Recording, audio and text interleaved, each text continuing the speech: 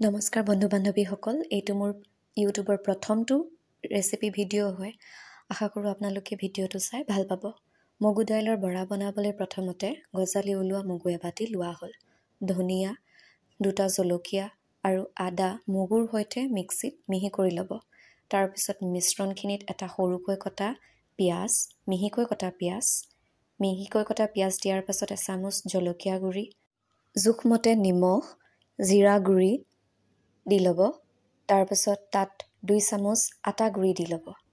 মিশ্ৰণখিনি মিক্সিত মিহি কৰি লওঁতে পানী নিদিব। পানী দিলে মানে বৰাকেইটা বনাবলৈ অলপ কষ্ট হয়, যিহেতু কেৰাহীত লাগি ধৰে। এতিয়া আমি মিশ্ৰণখিনি ভালকৈ সানি ল'ব লাগিব। ভালকৈ সানি ল'ম। এয়া সানি লোৱাৰ পাছত নিজৰ হিচাপত আপোনালোকে তাক গোলকৈ শ্বেপ দি ল'ব। শ্বেপ দি লোৱাৰ পিছত কেৰাহীখন গৰম কৰি ল'লোঁ। গৰম হোৱাৰ পিছত কেৰাহীখনত তাত ৰিফাইন তেল দি তেলখিনি গৰম কৰিবলৈ দিছোঁ।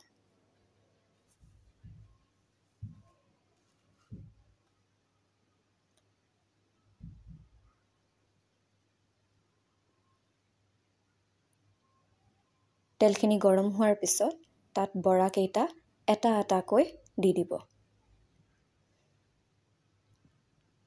বৰাকেইটা এটা আনটোৰ পৰা গেপ ৰাখিব, নহ'লে লাগি যাব।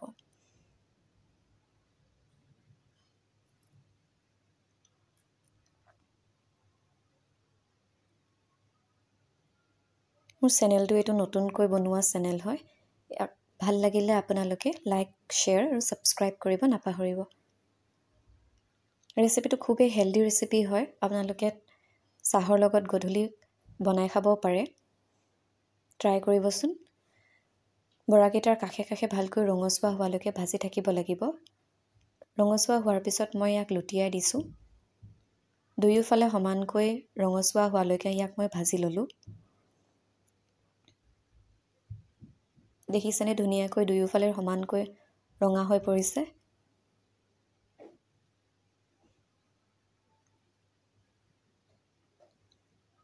খুব কম সময়তে ৰেচিপিটো হৈ যায়। আপোনালোকেও এবাৰ ট্ৰাই কৰি চাব। এতিয়া মই আটাইকেইটা বৰা এখন প্লেটত উলিয়াই লৈছোঁ।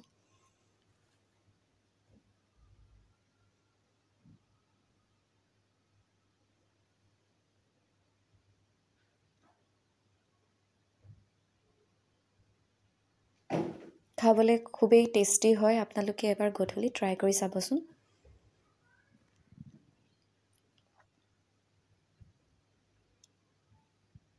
ৰেচিপিটো ভাল লাগিলে লাইক কৰিব, শ্বেয়াৰ কৰিব আৰু ছাবস্ক্ৰাইব কৰিব। Thank U.